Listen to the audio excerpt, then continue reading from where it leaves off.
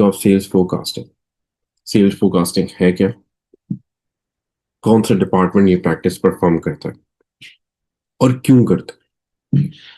Eight the same time इस process को हम कैसे परफॉर्म करते हैं, यानी कि अगर हम रियल लाइफ बिजनेस की बात करें तो how business perform this process, ये चार चीजें हमें इस चैप्टर में कवर करनी है।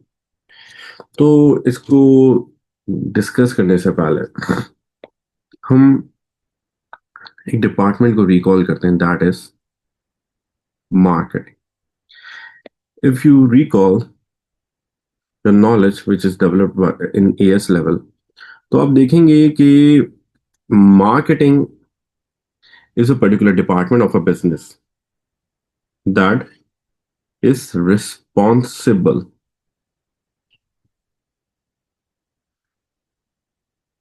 for business sales। Business sales के लिए रिस्पॉन्सिबल होते हैं, यानी कि this particular department will have to make sure that they sell out sufficient quantity of product through which the business can generate its targeted revenue। तो अब हमारे पास जो मार्केटिंग डिपार्टमेंट होता है ना, वो सेल्स का प्रोसेस तो परफॉर्म करता है, but at the same time predict भी करता है its future sales. If you talk about predicting future sales, तो यहाँ पे आपके पास बात हो रही है सेल्स फोरकास्टिंग की। सेल्स फोरकास्टिंग है क्या? सेल्स को, बिजनेस की फ्यूचर की सेल्स को हम क्या कर रहे हैं, प्रायर बेसिस पे प्रिडिक्ट कर रहे हैं कि in future, after a month, after year, after a quarter, कोई सा भी टाइम पीरियड हो, उस टाइम पीरियड में बिजनेस कितनी क्वांटिटी ऑफ प्रोडक्ट बेचता है, एक्सपेक्टेडली ऑब्वियसली। तो हमारे पास इस टॉपिक में हमें इसी चीज की अंडरस्टैंडिंग डेवलप करनी है कि भाई एक बिजनेस कैसे अपनी फ्यूचर्स की सेल्स को प्रायर बेसिस पे प्रेडिक्ट करता है।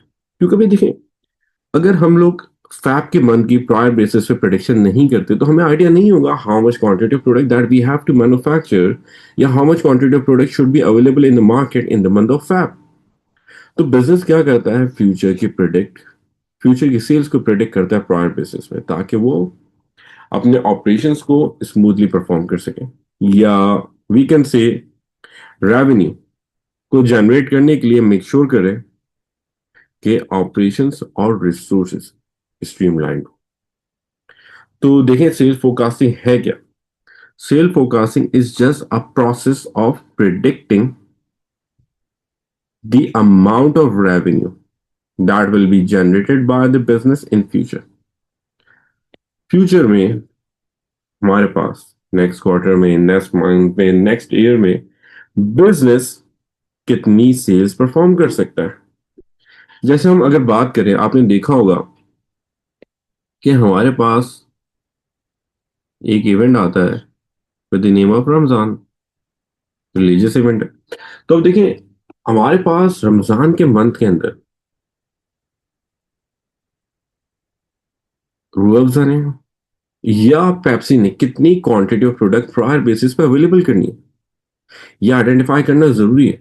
तो ये आइडेंटिफाई बिजनेस करता है with the help of sales forecasting. तो सिंपल, हम कितनी अमाउंट ऑफ रेवेन्यू जनरेट करेंगे, या सिर्फ रेवेन्यू की बेसिस में नहीं हो सकती, रेवेन्यू के अलावा क्वांटिटी सेल्स की भी बात कर सकते हैं, या हम कितनी क्वांटिटी ऑफ प्रोडक्ट बेच सकते हैं in future.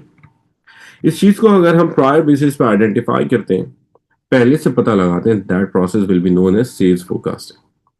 And sales forecasting is one of the most important task of marketing department.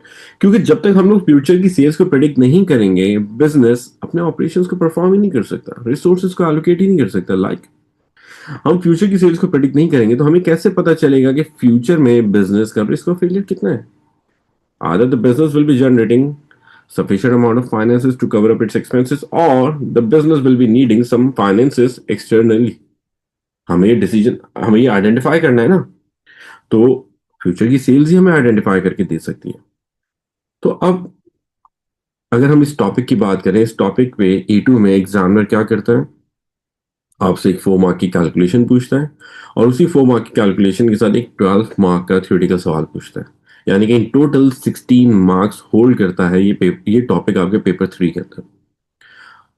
तो हमें इसकी फैक्ट ऑफ नॉलेज होना जरूरी है।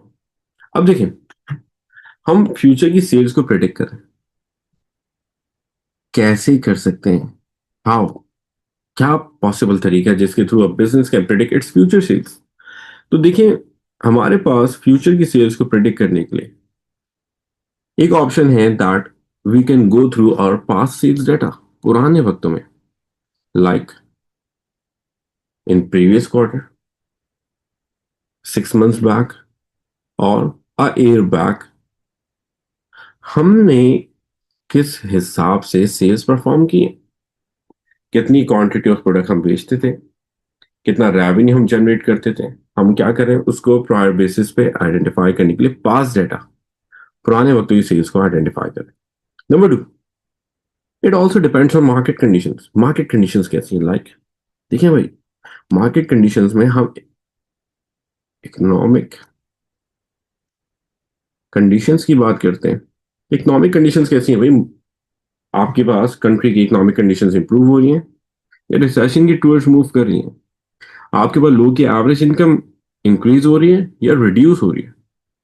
At the same time market conditions में नंबर ऑफ कॉम्पिटिटर्स भी तो आएंगे आपके पास कि भाई मार्केट में कितने कॉम्पिटिटर्स ऑपरेट कर रहे हैं।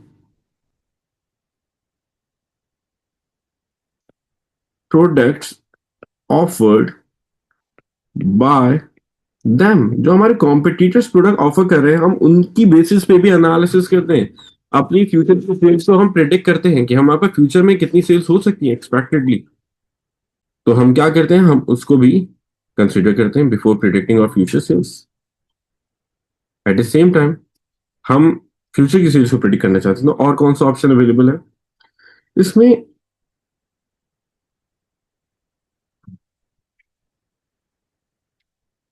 कंज्यूमर प्रेफरेंस भी आता है। भाई, क्या हमारे पास जो हमारा कंज्यूमर है उसका प्रेफरेंस क्या है? What they are thinking, what they want to have in future, ये सारी चीजें हम क्या करते हैं, प्रायर बेसिस पे आइडेंटिफाई करते हैं ताकि हम फ्यूचर की सेल्स को प्रिडिक्ट करें।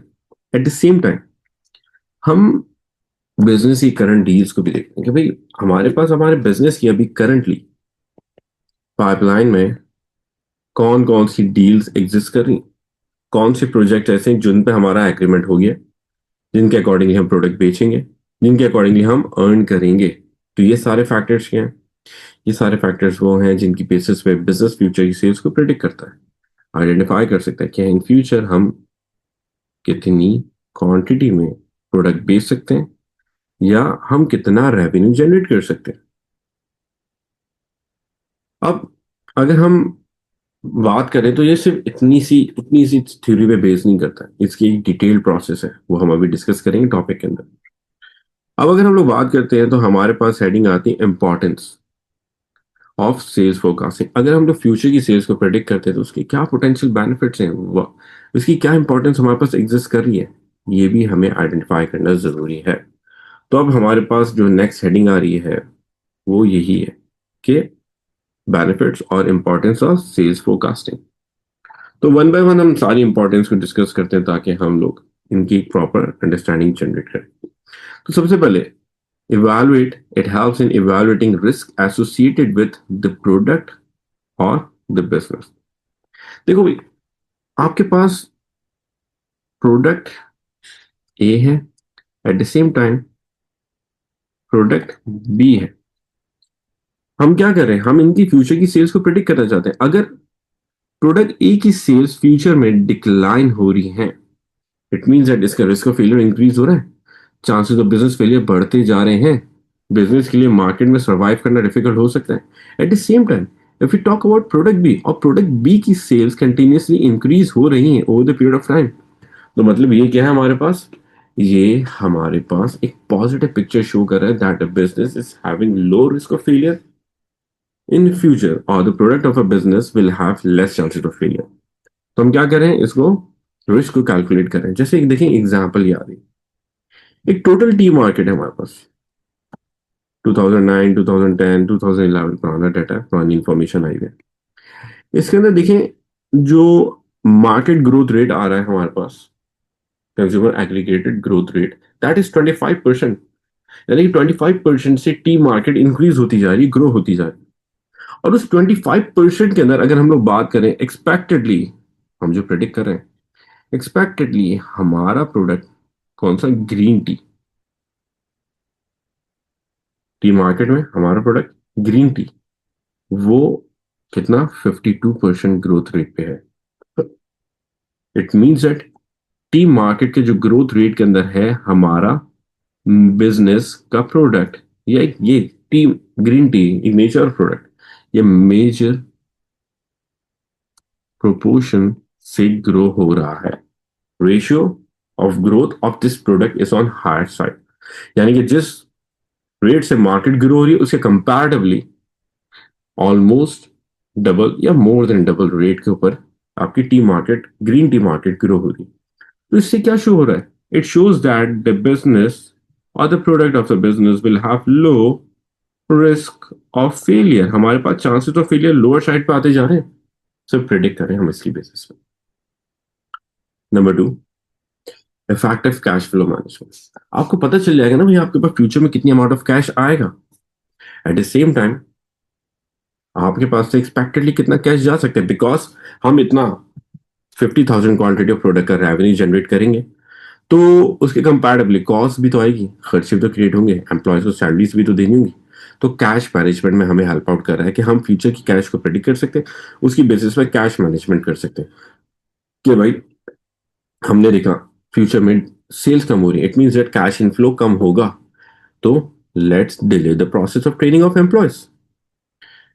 कैश इनकम कम हो रही है in future, it means that we should spend less amount of finance on training of employees. तो ये कैश मैनेजमेंट करो, आपके कैश स्पेंडिंग आप कम करो, या वी कैन से आपने देखा इनकम इन फ्यूचर कम है तो आपने कुछ खर्चे आपने क्या करे, डिले कर दिए। ये सब कहाँ लीड कर रहा है? ये सब आपके पास लीड कर रहा है टूवर्ड्स कैश फ्लो मैनेजमेंट। तो आप कैश की मैनेजमेंट अच्छी कर सकते हैं। इवन आपने ये भी आइडेंटिफाई करा in future the business will have less amount of revenue, तो उस सिनेरियो में क्या होगा, बिजनेस के लिए प्रॉब्लम क्रिएट होगी। तो बिजनेस ने क्या करा, कैश मैनेजमेंट इफेक्टिव के लिए, वेयर द बिजनेस जनरेट या borrowed finances for multiple years. तो इससे क्या हो रहा है, कैश ज्यादा आ जाएगा जिसको हमें फ्यूचर में आराम से पे करना है। तो ये सब आपके पास कहाँ लीड कर रहा है, कैश मैनेजमेंट पे लीड कर रहा है। Same budgeting, if you talk about budgeting तो फंड्स एलोकेशन में हेल्प आउट करेगा। हमने देखा फ्यूचर में हमारे पास रेवेन्यू इंक्रीज हो रहा है, सेल्स इंक्रीज हो रही है, तो हमें क्या करना चाहिए, हमें अपने पास से financial amount for marketing activities, for production activities और for different operational activities increase कर देनी चाहिए। एट द सेम टाइम हमने देखा हमारे पास बजटिंग लेवल यानी इनकम, हमारे पास सेल्स कम हो रही है, तो हमें अब क्या करना है, बजटिंग पे हमें वर्किंग करनी है। मीन्स हमें फंड्स की एलोकेशन को बहुत रिस्ट्रिक्टेड रखना है। तो कितना फंड, कितनी फाइनेंसेस हम एलोकेट करें फॉर विच टास्क, वो भी हम सेल्स फोरकास्टिंग पे डिपेंड करता है। फ्यूचर के अंदर सेल्स आपकी इंक्रीज हो रही है, it means that we should spend more on production process. Future में सेल्स कम हो रही है, it means that we should spend more on advertisement activities. तो ये सब क्या है, बजटिंग के ऊपर तो डिपेंड कर रहा है, सॉरी सेल्स फोरकास्टिंग पे डिपेंड कर रहा है बजटिंग का process. Next, work force planning. हमें भाई कितने नंबर ऑफ एम्प्लॉयज अपॉइंट करने हैं, ये डिसाइड करेगा कौन, ह्यूमन रिसोर्स डिपार्टमेंट। अब ह्यूमन रिसोर्स कैसे डिसाइड करेगा, उसको खुद थोड़ी पता कि they need to hire more employees और they have to perform the process of downsizing. तो बेसिकली होगा क्या, marketing department information about expected sales communicate करेगा to production team, production manager go through करेगा उस इंफॉर्मेशन को और देखेगा कि इन फ्यूचर हमारे पास मार्केट डिमांड इंक्रीज हो रही है, it means that they will contact human resource department to hire more employees. At the same time उन्होंने देखा कि फ्यूचर में डिमांड कम हो रही है, तो हायर करने के बजाय they will ask human resource employees to downsize some employees in order to reduce cost of operations. तो ये भी देखें, वर्कफोर्स प्लानिंग जो आपका एएस का टॉपिक है वो भी सेल्स फोरकास्टिंग पे डिपेंडेंट है, क्योंकि जब तक आपको फ्यूचर की सेल्स के बारे में पता नहीं होगा उसके अकॉर्डिंग, या नंबर ऑफ एम्प्लॉयज तो अपॉइंट नहीं कर सकते। देखा आपने, ईद आ रही है, it means that expectedly demand increase होगी, more number of customers will visit our store. अब हमारे पास टाइम है कि ईद के टाइम में या in the month of Ramzan we should hire more sales staff. Decision हो रहा है रिलेटेड टू हायरिंग। हमने देखा भाई, हमारे पास expectedly in the month of June and July demand कम हो जाएगी, स्पेंडिंग पैटर्न या शॉपिंग पैटर्न हमारे पर रिड्यूस हो जाता है। क्यों? क्योंकि most of the individuals travel करते हैं, कुछ लोग ट्रैवलिंग नहीं कर रहे होते, वो शॉपिंग स्पेंडिंग कम कर रहे होते हैं, तो ओवरऑल शॉपिंग पैटर्न रिड्यूस हो जाता है in the month of June and July. तो वहां पे हमने देखा भाई अब डिमांड कम होने का टाइम आ रहा है। It means that for 2 months, for 3 months और फॉर अ मंथ हम क्यों एडिशनल एम्प्लॉयज को अपॉइंट करें? Let's downsize some employees, we will ask human resource department कि भाई आप कुछ एम्प्लॉयज को निकाल दें। कौन से employees? Obviously we will provide a list, but we will ask them to perform the process of downsizing. Again, it is totally dependent on what sales forecasting. Next point, plan production process. Production process भाई, हमें इस month over time करवाना है या हमें half month production पे काम करना है? हमें प्रोडक्शन प्रोसेस परफॉर्म करते वक्त मशीनरी को अभी रिपेयर मेंटेनेंस करनी चाहिए या हम नेक्स्ट मंथ पे उसको मूव करें? सब कुछ ये प्रोडक्शन प्रोसेस से रिलेटेड डिसीजंस हैं। अगर हमारे पास डिमांड इंक्रीज हो रही है तो हम क्या करेंगे? हम रिपेयर एंड मेंटेनेंस अभी करेंगे ताकि फ्यूचर में प्रोडक्शन प्रोसेस में कोई इंटरप्शन ना आए, ताकि machinery smoothly perform operations perform करें थ्रू मशीनरी। मशीनरी में कोई ब्रेकडाउन हम लोग फेस ना करें, मशीनरी में कोई मेल फंक्शन ना हो, इससे हमारे पास एरर्स क्रिएट हो। तो ये क्या है, हम पूरा प्रोडक्शन प्रोसेस प्लान करते हैं with the help of sales forecasting. Next, inventory, effective inventory management. भाई कितना स्टॉक होल्ड करें, कितना नहीं करें होल्ड, हम ये भी तो डिसीजन ऑप्ट करते हैं on the basis of sales forecasting. जैसे आप देखो स्टोर्स में कितनी क्वांटिटी ऑफ प्रोडक्ट हमें माउंटेन ड्यू रखें, पेप्सी रखें, पेप्सी डाइट रखें या एक्सेट्रा प्रोडक्ट्स रखें। ये इम्तियाज वाले कैसे आइडेंटिफाई करते हैं कौन सा स्टॉक हमें इंक्रीज करना है, कौन सा रिड्यूस करना है? सेल्स फोरकास्टिंग पे उन्होंने देखा भाई ईद आएगी, it means that demand for soft drinks increase होगी। ईद से पहले स्टॉक पाइल अप कर देंगे ऑफ कोल्ड ड्रिंक्स। रमजान आ रहा है, it means that soft drink की डिमांड कम होगी। क्या करेंगे? अपने पास से before Ramzan stock level reduce कर लेंगे। तो हमें कितना स्टॉक रखना है, कितना नहीं, इन्वेंट्री मैनेजमेंट भी आपके पास सेल्स फोरकास्टिंग पे डिपेंडेंट होती है। Other we should go for high level inventory और low level inventory, should we hold some buffer inventory और नॉट, ये सब सेल्स फोरकास्टिंग पे डिपेंड करता है। तो ये है हमारे पास potential benefits of sales forecasting. अब सिर्फ बेनिफिट्स नहीं है, there are some limitations of sales forecasting as well. Like sales forecasting is considered to be a major time consuming process, क्योंकि हमें फ्यूचर की सेल्स प्रिडिक्ट करनी है और we have to make sure कि जो भी प्रिडिक्शन करें हम वो मोस्ट एक्यूरेट। 100% तो कभी भी नहीं हो सकती, बट मोस्टली एक्यूरेट हो। तो वहां पे हमें क्या करना पड़ेगा? हमें एक डिटेल प्रोसेस को गो थ्रू करना पड़ेगा। हमें अपने पास से पास सेल्स डाटा के गो थ्रू करना है, जितने भी सालों का हो। हमें we have to go for a research process ताकि हम कंज्यूमर्स पर्सपेक्टिव आइडेंटिफाई कर सकें। We have to take opinions from multiple individuals. तो इस सारे प्रोसेस के बेसिस पे हम क्या करेंगे? इंफॉर्मेशन कलेक्ट करेंगे। देन उस इंफॉर्मेशन को हम क्या करेंगे? एनालाइज करेंगे और फिर प्रिडिक्शन का प्रोसेस परफॉर्म करेगा जाएगा।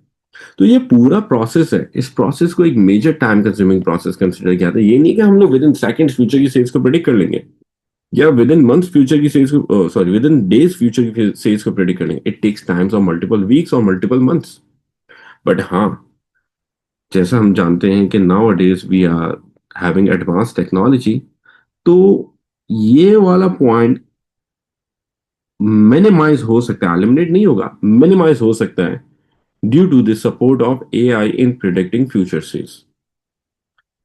Algorithm, past sales data and other market information, ये एआई हमारे लिए कलेक्ट करेगा डिफरेंट सोर्सेज से, और उन सब के फैक्टर की बेसिस, उन सब फैक्टर की बेसिस में हमें फ्यूचर की सेल्स प्रेडिक्ट करके दे देगा। बट जब तक एआई हमारे पर इंटीग्रेट नहीं होता हमारे सेल्स फोरकास्टिंग के अंदर, तब तक ले हम कंसिडर करेंगे that it is a time consuming process, major time utilize होगा बिजनेस का। Number two, second drawback, skilled workers and experience, skilled and experience workers are required. क्योंकि जब तक स्किल्ड एंड एक्सपीरियंस वर्कर्स नहीं होंगे, आप करंट सेल्स डाटा आइडेंटिफाई नहीं कर सकते, फ्यूचर तो बहुत दूर की बात है। तो हमारे पास स्किल्ड और एक्सपीरियंस वर्कर होना जरूरी है, क्योंकि वो ही वर्कर्स हैं जिनकी बेसिस पे हमारे पास हमारी फ्यूचर की प्रेडिक्शन बेस कर रही है। तो जितना स्किल्ड एंड एक्सपीरियंस एम्प्लॉय होगा, इतना एक्यूरेट डाटा आपको प्रोवाइड करेगा, इतनी एक्यूरेट प्रिडिक्शन आपको प्रोवाइड करेगा। लेकिन आपने अनएक्सपीरियंस एम्प्लॉय यूज करा, अनस्किल्ड एम्प्लॉय यूज करा, वहां पे समझ लें आप तो बुरा हाल हो जाएगा। वो बोले 100 प्रोडक्ट्स बिक रहे हैं, पता चला 10 भी नहीं बिक रहे होंगे, या हो सकता है 1000 प्रोडक्ट्स की डिमांड हो, इनएक्यूरेसी पे ले जाएगा वो। तो you need skilled and experience employees. At the same time जो एक मेजर ड्रॉबैक कंसिडर किया जाता है, that unexpected market change. Unexpectedly market में बदलाव आ गया, like the change in number of competitors. हमने प्रिडिक्ट करा था कि भाई हमारे पास एडिशनल कंपटीशन इंक्रीज नहीं होगा, पता चला अनएक्सपेक्टेडली न्यू कॉम्पिटिटर्स आ जाते हैं मार्केट में। Again accuracy of sales forecasting affect होगी। हमने प्रिडिक्ट नहीं करा था that there will be an economic recession, पता चला अनएक्सपेक्टेडली रिसेशन आ गया, अगेन हमारी एक्यूरेसी रिड्यूस होगी, because due to recession, the spending pattern of individuals will reduce. It means that now, yeah, in future, less number of customers will purchase our product. तो ये क्या है, ये हमारे पास कुछ लिमिटेशंस है ऑफ सेल्स फोरकास्टिंग, यानी कि हमारे पास ये वो सेल्स फोरकास्टिंग के अंदर 100% एक्यूरेसी नहीं रहती। कुछ फैक्टर्स ऐसे हैं जिसमें समहाउ हमें लेवरेज कंसिडर करना पड़ता है। Methods of sales forecasting. अब भाई हमने एक ओवरव्यू तो करा था कि इनिशियली कौन कौन से ऑप्शन है, पास सेल्स को गो थ्रू करेंगे हम रिसर्च का प्रोसेस कंडक्ट करेंगे, कंज्यूमर प्रेफरेंसेस देखेंगे, मार्केट चेंज को इवैल्यूएट करेंगे। लेकिन अगर हम लोग बात करें तो सेल्स को प्रेडिक्ट करने के सिर्फ दो मेथड्स हैं, one is qualitative and another one is quantitative. Quantitative is all about analyzing past sales data, whereas qualitative is all about predicting future sales on the basis of opinions and judgment of individuals। हम क्या करें, past sales data को go through नहीं करें, हम पुरानी information को consider नहीं कर रहे कि हमारे पास पास में बिजनेस की सेल्स में पॉजिटिव चेंज आ रहा था या नेगेटिव चेंज आ रहा था, सेल्स इंक्रीज हो रही थी या रिड्यूस हो रही थी, हम उसको कंसीडर ही नहीं कर रहे। हम क्या करें, हम कुछ इंडिविजुअल्स हैं, हम उन इंडिविजुअल्स की ओपिनियंस को कंसीडर कर रहे हैं, उनके पॉइंट ऑफ व्यू को कंसीडर कर रहे हैं कि भाई ये रहे हम, ये रहे हम, और ये जो लोग देख के हमें बता रहे हैं कि फ्यूचर में क्या सेल्स होंगी, हम उनकी बात को कंसीडर करें, हम उनकी ओपिनियन को कंसीडर करें और उसी की बेसिस पे फ्यूचर सेल्स प्रेडिक्ट करें। जो ये बोल रहे हैं वो सच माना जा रहा है, जो ये बता रहे हैं उसी चीज को एक्सेप्ट करके इम्प्लीमेंट किया जा रहा है। तो ये क्या है हमारे पास, that is qualitative method, a method in which the whole process of prediction, the whole process of sales forecasting is just based on the basis of opinion and judgments of individuals. We avoid to consider the past sales data of the business, and we only consider sales forecasting on the basis of opinion and suggestions of individual। लोग जो बोल रहे हैं हम उनकी बात को consider करें, जैसा वो बोल रहे हैं हम वैसा मान रहे हैं। अब अगर हम लोग सेल्स फोरकास्टिंग के अंदर क्वालिटेटिव मेथड्स की बात करें तो there are three different types of qualitative methods. कौन कौन से तीन मेथड्स हैं, sales force composite, jury of expert and Delphi method. अब इन तीनों मेथड्स को हम वन बाय वन कंसिडर करेंगे, डिस्कस करेंगे और फिर हम देखेंगे इनमें होता क्या है और क्वालिटेटिव मेथड हमें कब यूज करना है इन और आंसर, वो भी हम देखेंगे। ठीक है भाई, तो स्टार्ट करते हैं with the heading of sales force composite. इसमें हो क्या रहा है, इसमें हम फ्यूचर की सेल्स को प्रिडिक्ट तो कर रहे हैं, बट ये जो प्रिडिक्शन का प्रोसेस हम परफॉर्म कर रहे हैं, ये हम सेल्स रिप्रेजेंटेटिव्स की ओपिनियन की बेसिस पे करें। बेसिकली हमारे पास जो हमारा सेल्स स्टाफ है, जैसे ये जॉन भाई हैं, तो इन जॉन भाई से पूछा गया, भाई एक्सपेक्टेडली आप how much quantity of product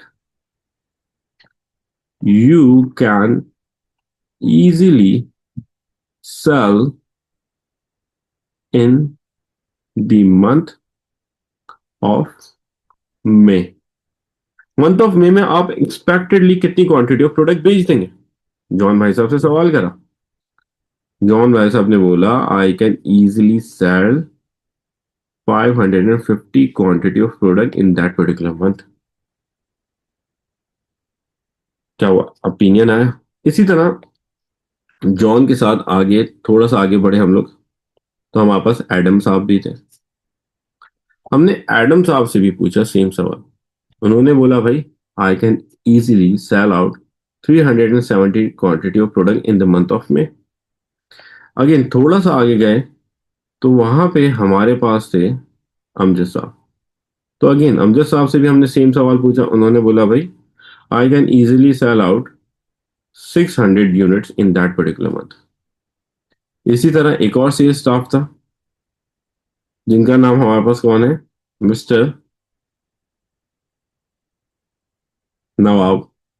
इनसे पूछा हमने, आप कितनी क्वांटिटी ऑफ सेल्स परफॉर्म करेंगे? इन्होंने बोला, भाई आई can easily sell out 1000 quantity of product in future. अब मैं 1000 क्वांटिटी में प्रोडक्ट बेच देंगे, उन्होंने ये बात बोली। हर एक का हमने, हर सेल्स स्टाफ का ओपिनियन कलेक्ट करा।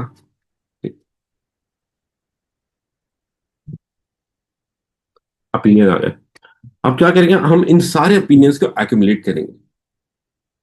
1000 देखते जाएगा, 370, 600 एंड 550, इन सब का हमने टोटल करा। और जो टोटल आ रहा है, that will be expected quantity of sales in the month of May of the business. That is sales force composite.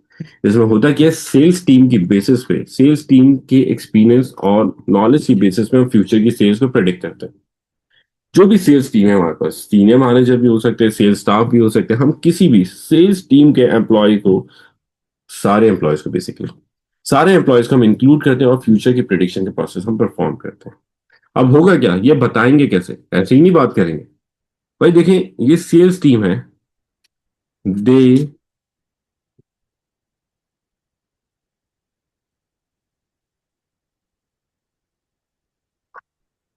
Have updated market knowledge. कैसे भाई? हर वक्त मार्केट में तो घूम रहे, कस्टमर से डायरेक्ट कांटेक्ट में तो है। तो वहां क्या हो रहा है भाई? ये अपनी नॉलेज, अपने एक्सपीरियंस और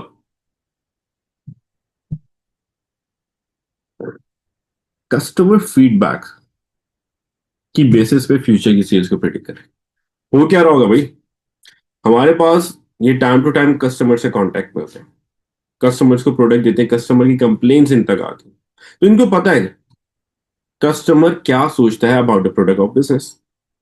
फीडबैक आया, अपना पास एक्सपीरियंस है, पुराने वक्तों में देखते आ रहे हैं कि कौन से मंथ पे सेल इंक्रीज होती है, कौन से मंथ पे सेल्स कम होती है। इनको पता है, इंफॉर्मेशन है, मार्केट नॉलेज है, कौन सा नया कॉम्पिटिटर आने वाला है, कौन सा नया एग्जिस्टिंग कॉम्पिटिटर मार्केट से एलिमिनेट होने वाला है, कौन से कॉम्पिटिटर के पास क्या स्ट्रेंथ है, कस्टमर्स कितनी क्वांटिटी में एग्जिस्ट करते हैं, how much difficulty they face in convincing customers to purchase their product. ये सारी इंफॉर्मेशन होने की बेसिस पे वो फ्यूचर की सेल्स को प्रेडिक्ट करके बताते हैं कि बिजनेस के पास फ्यूचर में एक्सपेक्टेडली कितनी सेल्स होंगी। तो ये हमारे पास समराइज वे में सेल्स फोर्स कॉम्पोजिट है। नेक्स्ट मेथड पे मूव करते हैं, that is jury of expert. Again we will collect opinion, we will collect opinions, suggestions, but from the experts that exist within the business. Experts हैं जिनसे हम opinion collect कर रहे हैं, जिनके ओपिनियन के बेसिस पे फ्यूचर की सेल्स को प्रेडिक्ट कर रहे हैं, but all these experts exist within the business. ये बिजनेस के एम्प्लॉयज हैं।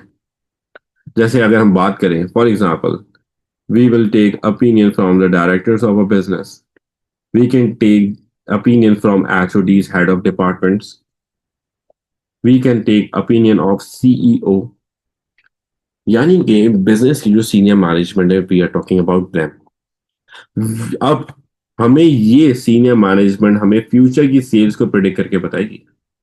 कैसे? अगेन देखें, HOD of finance, finance department का हेड हमें बता सकता है कि कौन से मंथ में हमारे पास ज्यादा कैश रिसीव होता है, कौन से मंथ में हमारा लेजर क्रेडिट सेल्स पे ज्यादा जाता है।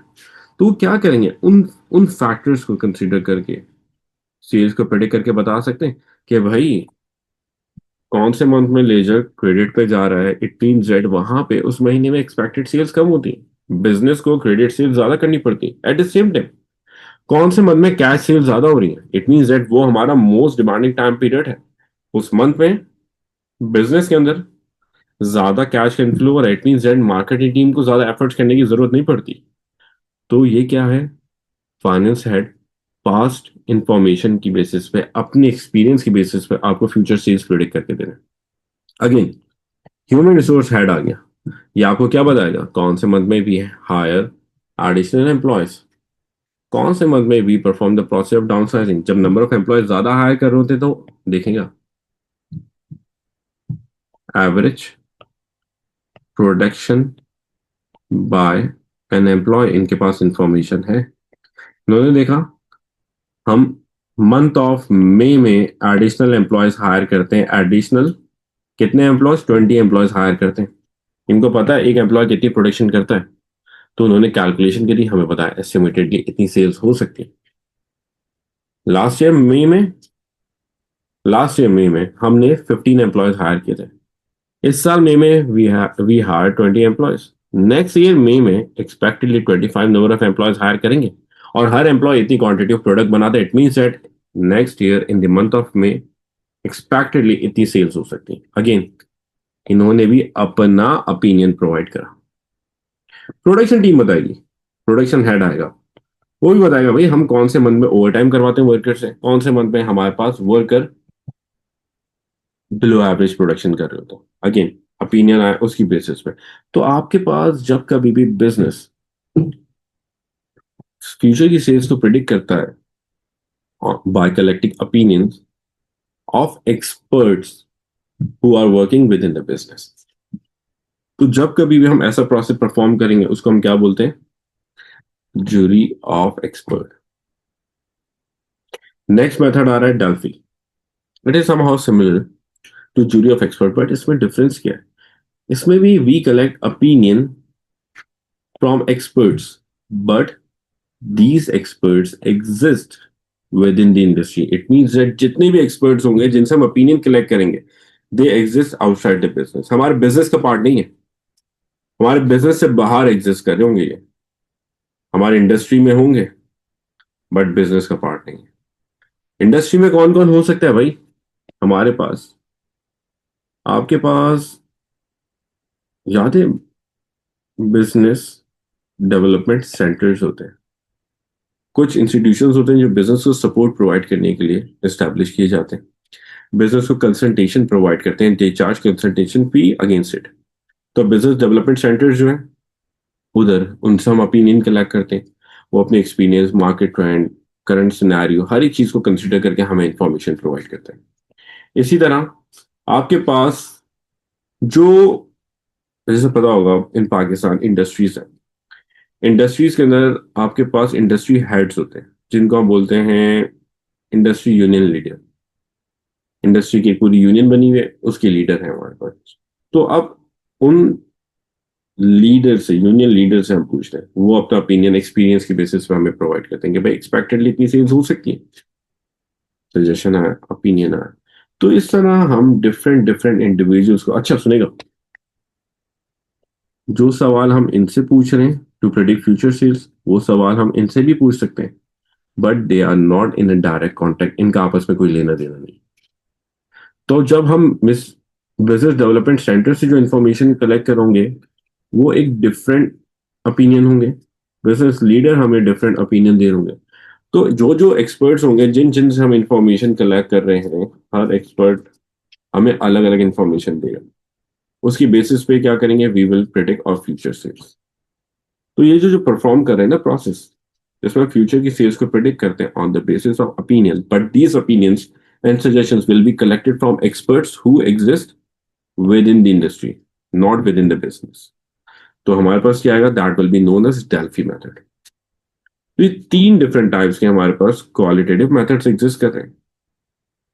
तो अभी क्वालिटेटिव मेथड्स हमसे एग्जामिनर कैसे पूछेगा, डायरेक्टली नहीं पूछेगा। ये हमारे पास यूज होंगे part of evaluation of 12 mark question में।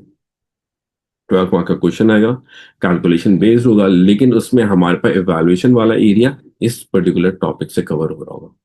या हम कंक्लूजन के अंदर सपोर्ट गेन कर सकते हैं that the business can have more accurate sales information by also performing the process of qualitative with the support of, sorry, quantitative with the support of qualitative research, where the experts or the sales representatives of the business will provide suggestions or opinion related to the future sales of business. तो इस तरह ये वाली information आपके पास use होगी for evaluation part in your answer.